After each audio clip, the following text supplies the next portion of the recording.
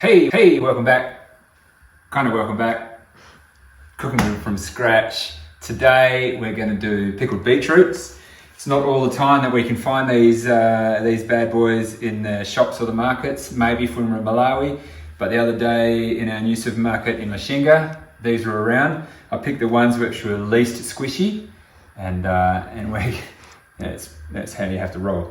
And we're going to pickle these today, and they're great on burgers, or just if you're Aussie, got to have some beetroot around. So first stage, we'll cook these and then we'll come back and do the whole pickling process.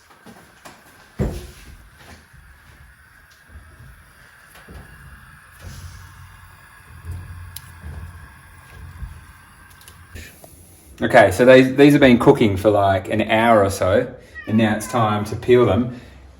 When they've been cooked right, pretty much all you got to do is like push off the skin and it will come off. And then we'll clean up the ends on the chopping board. Doing this job always reminds me of my nana for some reason. I think I got memories of this smell of cooked beetroot from when I was a little fella. There's a bit of trivia for you. It's not really trivia, is it? A memory. There's a memory for you. Thanks, Jack. So once you've peeled it all and you've scraped off any little extra bits of stuff that are hanging around, you just need to slice it up, making sure that you're going to have slices which fit into the jars that you've got for later on. You don't have to be perfect. And put them into your pot. We're going to cook them a little bit further with the pickling solution.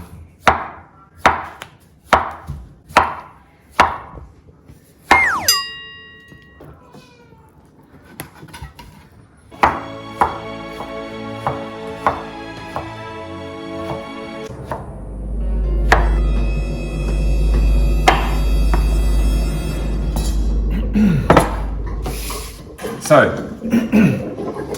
now we need to put the solution that it's going to, like the brine solution, I guess, or the pickling solution. So this is a double batch because I had like 6 pretty big beetroot. So I'm going to add, I've got my recipe here so I don't stuff anything up. I need 3 cups of sugar.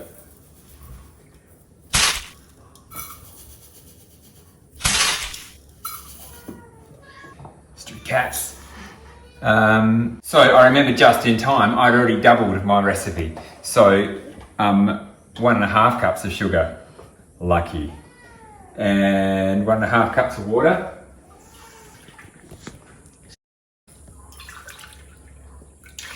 Three cups of vinegar, just cheap old white vinegar. And now, this is where we need to get our flavour. A couple of bay leaves. Like 2 or 3, 4 cloves. Oh, like if you're going to add 4, why not add 6 or 7? It's not going to go astray. A teaspoon of mustard seeds. Maybe a little bit more. Half a teaspoon of salt.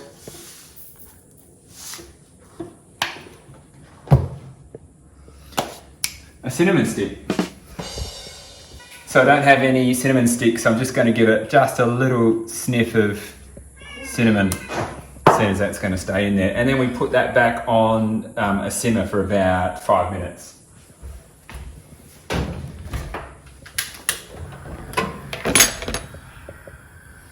Just give it a bit of a stirry stir. Stirry stir.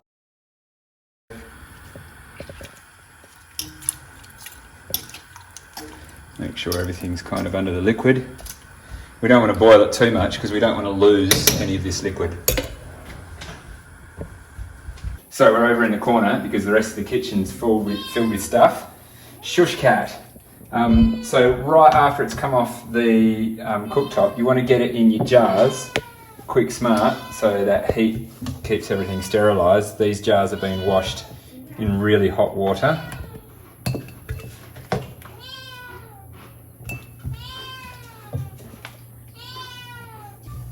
bay leaf in there, that's all good.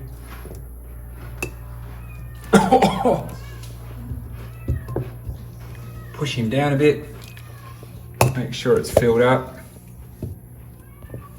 Okay, now we just want to top it up with liquid,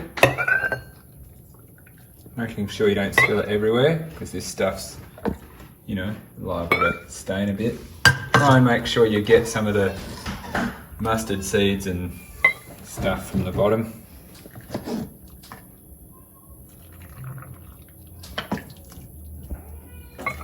And while it's still hot, get the lid on it and seal it up nice and tight. And that is your beetroot ready to go. After a week in the cupboard, that's going to be tasty. Don't eat it too soon or it doesn't have all its flavour going. Catches! Boom. Tonight's Friday. Not sure where I got them, but bit of a stirry stir. And then